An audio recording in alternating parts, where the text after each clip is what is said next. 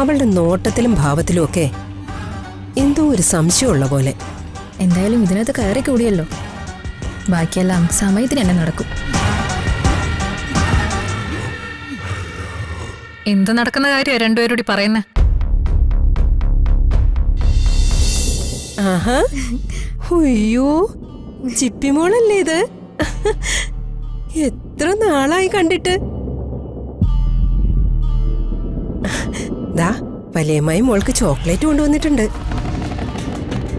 ദാ വാങ്ങിച്ചോ. അങ്ങോട്ടൊന്നും നോക്കണ്ട, മോള് വാങ്ങിച്ചോ. മോള് നല്ല സുന്ദരി കുട്ടിയാണല്ലോ. ഈ വീടമ്മായി എങ്ങനെ കണ്ടുപിടിച്ചു? അതൊക്കെ ഞങ്ങള് കണ്ടുപിടിച്ചു. വാ മോളെ. അവന്തിക അസോസിയേറ്റ്സിന്റെ MD-യുടെ വീട് കണ്ടുപിടിക്കാനാണോ പ്രയാസം?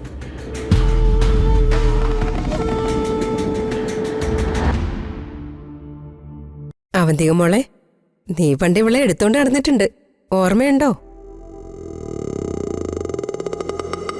നിന്റെ അമ്മാവന്റെ തനി പകർപ്പ ഇവള്. എല്ലാരും പറയുന്നത് ഞാൻ അച്ഛനെ മുറിച്ചു വെച്ച പോലെ ഇരിക്കുകയെന്നാ. ആര് പറഞ്ഞു? കണ്ടിട്ട് എനിക്കങ്ങനെ തോന്നുന്നില്ല. അത് മോളെ ആദ്യമായിട്ട് കാണുന്നോണ്ടാ അല്ലേ മോളെ? അതെ. അല്ല, നിങ്ങൾ രണ്ടുപേരും വേറെ എവിടെയെങ്കിലും പോയിട്ട് വന്നതാണോ, ഇവിടേക്കായിട്ട് വന്നതാണോ? ഒന്നും പറയണ്ട മോളെ, ഞങ്ങൾ ആകെ കഷ്ടത്തിലാ. അമ്മാവും പോയതോടെ എല്ലാം പോയി. കടം കയറി വീട് വരെ വിറ്റു. ഇതുവരെ ഒരു വാടക വീട്ടിലായിരുന്നു. വാടക കൊടുക്കാൻ നിവൃത്തിയില്ലാതെ ഇപ്പൊ അവിടുന്ന് ഇറക്കി വിട്ടു. പ്രായപൂർത്തിയായ ഇവളെയും കൊണ്ട് അമ്മായി എങ്ങോട്ട് പോകും മോളെ? ഓ, ചേച്ചി മാത്രമേ ഉള്ളൂ ഞങ്ങൾക്കൊരാശ്രയം. ഇവരെ ഞാൻ എങ്ങനെ വിശ്വസിക്കും? പണ്ട് നല്ല രീതിയിൽ ജീവിച്ചിരുന്നവരാ, പെട്ടെന്നെല്ലാം നഷ്ടപ്പെട്ടു. ജീവിക്കാൻ മാർഗമില്ല എന്നൊക്കെ പറഞ്ഞു വന്നത് ഇവരുടെ അടവാണോ?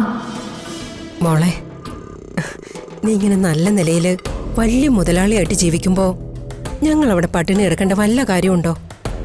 അത് മോൾക്ക് നാണക്കേടല്ലേ?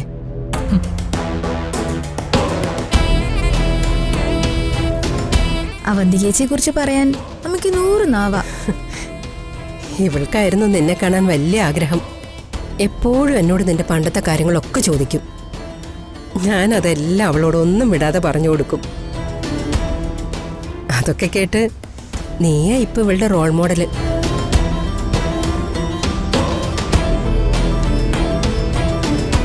മോളെ, ഞങ്ങൾ ഇനി ഇവിടുന്ന് വേറെ എങ്ങോട്ടും പോകുന്നില്ല. മോളുടെ കൂടെ ദാ മോളുടെ ഈ കുഞ്ഞിന്റെയും കാര്യങ്ങൾ നോക്കി നിന്റെ കൂടെ നിന്റെ വീട്ടിൽ താമസിക്കാനാ ഞങ്ങളുടെ തീരുമാനം.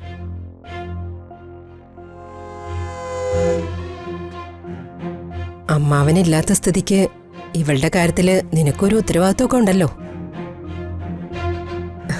അല്ല, നീ അത് ചെയ്യൂന്ന് ലീലാമ്മയ്ക്ക് അറിയാം. അപ്പൊ ഇനി തിരിച്ചു പോകുന്നില്ലെന്ന് തീരുമാനിച്ചുറപ്പിച്ചു വന്നതാണോ? അതെ മോളെ, അമ്മായി ഇവളും ഇനി മോളുടെ കൂടെ തന്നെയാ. അങ്ങനെ സ്ഥിരമായിട്ട് ഇവിടെ താമസിക്കുന്നതിന് എനിക്ക് താല്പര്യമില്ല. കുറച്ചുനാൾ വേണമെങ്കിൽ താമസിക്കാം. മൂർത്തി, ഇവരെ സന്ദീപ് താമസിച്ചിരുന്ന ഗസ്റ്റ് ഹൗസിൽ കൊണ്ടാക്ക്. അയ്യോ, ഗസ്റ്റ് ഹൗസോ? അതൊന്നും വേണ്ട മോളെ. ഇവിടെ എന്തോരം മുറികളുണ്ട്, അതിലേതെങ്കിലും ഒന്നിൽ ഞങ്ങൾ അങ്ങ് കൂടിക്കൊള്ളാം.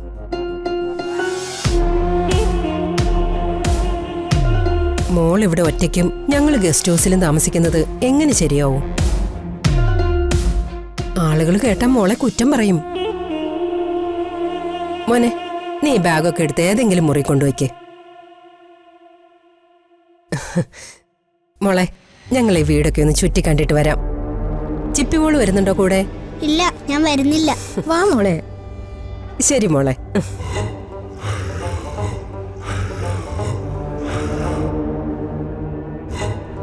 അല്ല, ഇവർ ശരിക്കും ജീവിക്കാൻ ഗതിയില്ലായിട്ട് വന്നതാണോ അതോ വേറെ വല്ല ഉദ്ദേശത്തോടു കൂടി വന്നതാണോ? അല്ല, ഇവരെ ഇവിടെ താമസിപ്പിക്കണോ? തൽക്കാലം ഇവരിവിടുന്ന് പോകുന്നു തോന്നില്ല.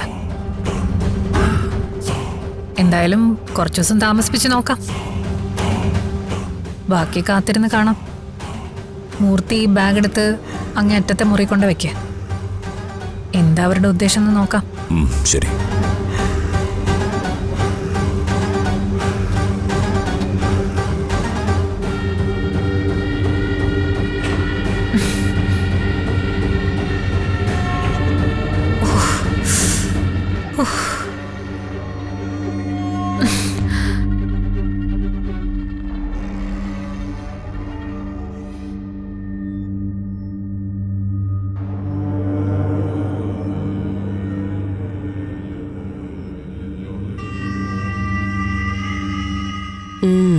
എല്ലാം വലിയ സെറ്റപ്പിലാ. എല്ലാവരെയും പറ്റിച്ചും പിടിച്ചു പറിച്ചു നേടിയതാ എല്ലാം. താമസിക്കുന്ന കാര്യം പറഞ്ഞത് കേട്ടപ്പോ അവള് പറഞ്ഞത് കേട്ടില്ലേ, താല്പര്യക്കുറവുണ്ടെന്ന്.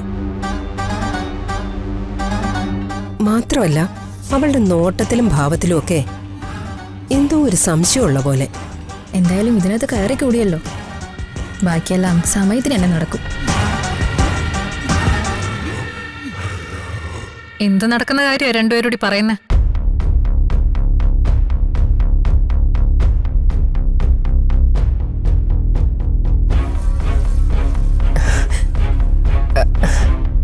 അല്ല, അത് പിന്നെ ഇവളുടെ കല്യാണത്തിന്റെ കാര്യം പറയുമായിരുന്നു. ദൈവം വിധിച്ച സമയത്ത് എല്ലാം നടക്കൂന്ന്. അച്ഛൻ്റെ ഏറ്റവും വലിയ ആഗ്രഹമായിരുന്നു എൻ്റെ കല്യാണം. എന്ത് ചെയ്യാം, മരിച്ചുപോയില്ലേ. അമ്മാവന് അതിന് വിധിയില്ലാതെ പോയി. മരിച്ചതല്ലല്ലോ, നീ കൊന്നതല്ലേ? എന്റെ അനിരുദ്ധേട്ടന്റെ ജീവൻ എടുത്തതിന് പ്രതികാരം ചോദിക്കാൻ തന്നെയാടി ഞാനും എന്റെ മോളും കൂടി നിന്റെ കാല് പിടിച്ചതിനകത്ത് കയറിയത്. പിന്നെ ഈ മുറി നിങ്ങൾ നോക്കണ്ട, അപ്പുറത്താ നിങ്ങളുടെ മുറി.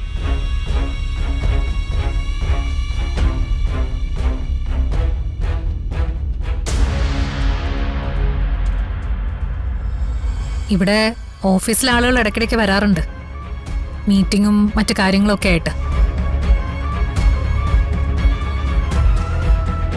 നിങ്ങൾക്കതൊരു ശല്യാവാതിരിക്കാനാ ഗസ്റ്റ് ഹൗസിലേക്ക് താമസം മാറാൻ ഞാൻ പറഞ്ഞത്. അയ്യോ, ഞങ്ങൾക്കതൊരു ബുദ്ധിമുട്ടേ അല്ല.